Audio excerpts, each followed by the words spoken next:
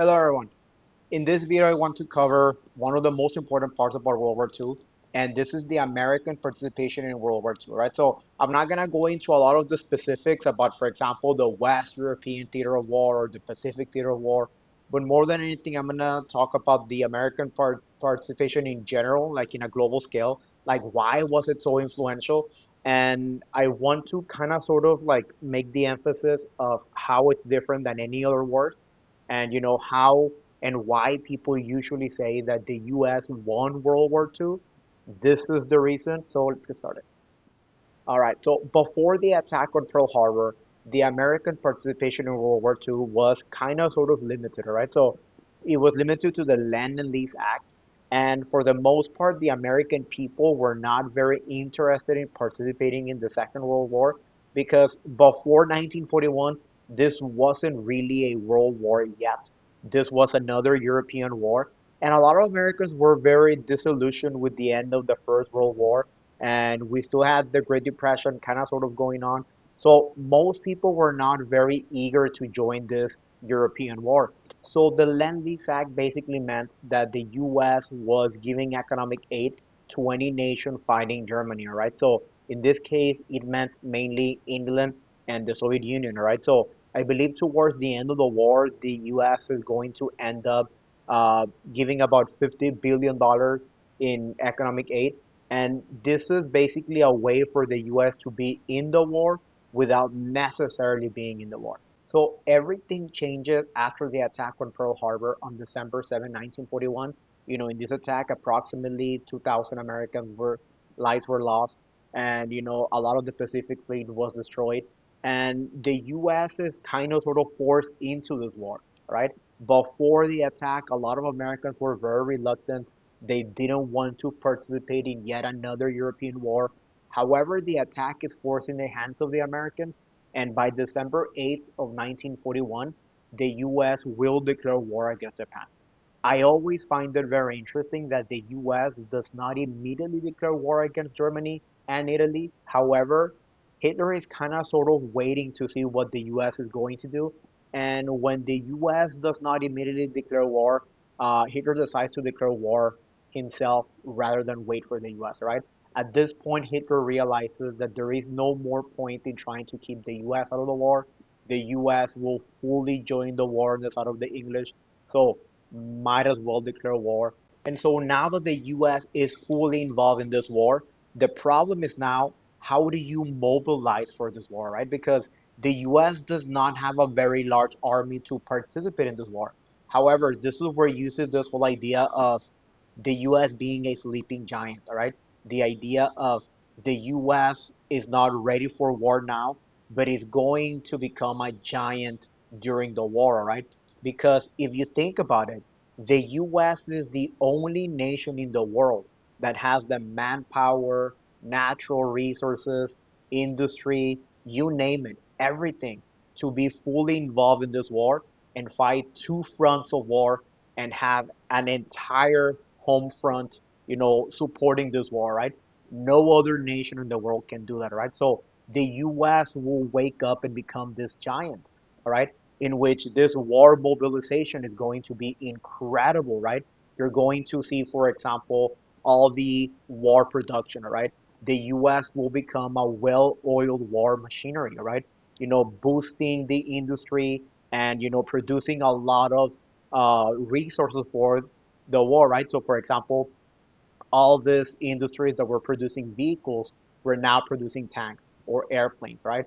Or the factories that were producing the tires for the cars now are producing the tires for airplanes. Shipyards were producing thousands of ships, and this wasn't just a military shift, it was a big national transformation, right? Because, when all these men left to the war, the women took on the role of, working in these factories. Not right? So now everyone had a role, right? The industry had a role, young men had a role, women had a role, older people like me had a role. Everyone did everything different. And this is one of the wars where you can see that everyone was on board, everyone participating in this war. And this is probably the only war in American history where everyone participates and everyone supports it there is a very small percentage of the population that opposes the war, right? So as opposed to wars like Vietnam or even the American Revolution, where not everyone is on board, in this war, everyone is in the same boat and everyone rowing in the same direction. And so when you see pictures like this, it helps you see the magnitude of everything that was going on. And this is part of the War Production Board, right? So, for example, automobile companies that were manufacturing cars before the World War were now manufacturing tanks, or it was producing airplanes like you see here. Okay, so I think the statistic that gives you a very good insight into how the US transformed its entire industry into a national powerhouse is to understand that during this time, the US produced around 300,000 airplanes and about 88,000 tanks. Okay, so if you add to this that the US also drafted about 10 million people, it gives you a little bit more of a big picture to understand why the US was called the sleeping giant, all right? So this is what, you know, eventually was called the arsenal for democracy, right? The idea that the US can produce this vast arsenal, of people, of resources, of tanks, of airplanes, of trucks, of everything that is necessary for the war, right? So the US is not immediately ready. It's going to take a little bit of time before you train this millions and millions of soldiers. It's going to take a little bit of time before this, entire, industrial capacity it's full into full production. So you can use this in war. So it is not immediate the effect of the U.S., but it once the U.S. is fully in this war, we're going to be there to make the difference in the war, right? There's a lot of arguments to be made. Without the U.S., this war would look entirely different, right? But with the sleeping giant now awake, we're going to produce the arsenal for democracy and change the course of the war. And so it's going to take the US a little bit of time before we're fully engaged in two fronts of war. Initially, it's only the Pacific theater of war, but eventually we're also going to be in the West European theater of war, right? So, very briefly, the Pacific theater of war is the US trying to push the Japanese back across the Pacific, and we're going to see very significant battles, like, for example, Guadalcanal, Midway, Iwo Jima, Okinawa. The most significant out of them, the one that changes the course of the war, is the Battle of Midway. I don't want to go into a lot of details. I'll cover that in a different lecture. But for the most part, the Pacific Theater of War is going to be defined by the U.S. against the Japanese, and it's bear mentioning that the U.S. has this full front of theater of war, and we're pushing our industrial might behind it. And at the same time, by 1943, the US is also pursuing a new front of war in the West European theater of war, right? And so the American participation in the West European theater of war is preceded by Operation Torch, right? So Operation Torch is basically the American involvement in the North Africa campaign, right? So here the idea is dislodging the Italians out of North Africa, get the soldiers some combat experience. And the most significant thing coming out of the West European theater of war is going to be D-Day. All right, so the invasion of Normandy, or Operation Overlord, however you want to call it, is probably the most influential, most important participation of the Americans in the West European theater of war. All right, so I think a lot of people get lost in the whole, brutality of storming of the beaches of Normandy, why this was so significant, right? And my best way to explain this is that this is the beginning of the liberation of West Europe, right? So without a D-Day, successful D-Day Normandy invasion, you know, the fall of the Nazis would not have come on April 1945, right? So by this time, the Soviets are coming from the east, but now the Americans need to open this front of war on the west, all right? And D-Day serves that purpose. You cannot push the Germans out of France without invading Normandy. And so to me, this picture illustrates the significance of the success of D-Day.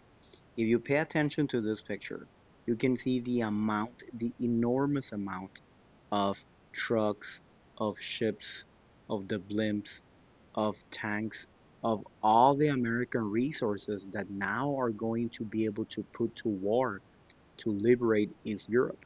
So every time we see these documentaries and we see America fighting, for example, in the Battle of the Bulge, or if you've seen movies or series like Band of Brothers and you see Americans fighting in Europe against the Nazis.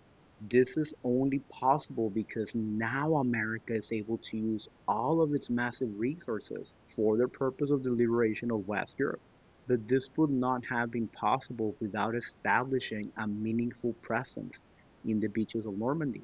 And this picture to me is a great example of how now all these resources will be able to be put to the purpose of war against the Nazis. So I think a lot of us watch Saving Private Ryan or we watch all those documentaries on World War II and we watch the brutality of the storming of the beaches of Normandy. But to a lot of us becomes kind of like, why are we doing this, right? And the idea is that this is the only way to liberate West Europe from the Nazis, right? This is the starting point. And so, after the successful storming of the beaches of Normandy, which is somewhere around here, the Allied forces are going to begin the push towards Germany, towards Berlin from the west, whereas the Soviet Union has begun their push towards Berlin from the east after the Battle of Stalingrad. Okay, so eventually the Soviets from the east, the Americans, the Allied forces from the west are going to encircle the Nazis and force the suicide of Adolf Hitler on April 30, 1945, after the defeat of the Battle of Berlin. I know it is the Soviets who end up, defeating the Germans at the Battle of Berlin, and it is the Soviets who basically take the credit for defeating the Nazis, but it really could not have been done without the Americans, right? All this opening this new front of war on the West, all this debilitating the Germans, having these two full fronts of war and being extremely successful at them, providing military aid, but also economic aid to the Soviets, to the English. All this massive mobilization, industrialization to put all this might behind the war, really changed the course of the war. It could not have been done without the participation of the Americans. And so, anyways, one of the ways that I like to think about the American participation in World War II is that the U.S. reluctantly enters World War II. We don't want to enter, and we come out of the war as the leading nation of the world, right? After our industry is put on display, there's no going back, all right? The industry is already there, the infrastructure is already there, the manpower is already there. We emerge as the leading nation of the world, and we have never left that place ever since then, all right? So the Second World War is extremely important in the history of the U.S. It is one of the most important events in the history of the modern world, but at the same time, it is really a turning point in American history, right? It kind of sort of created the American superpower that we know today, right? You could make the argument we were not, that we were another leading nation, but coming out of the Second World War, we become the leading supernation, along with the Soviet Union, and with the continuation of the Cold War, which is gonna happen eventually, right? So, anyways, guys, this is all I have for all day. Let me know what you think, and I'll be around. Okay, see ya.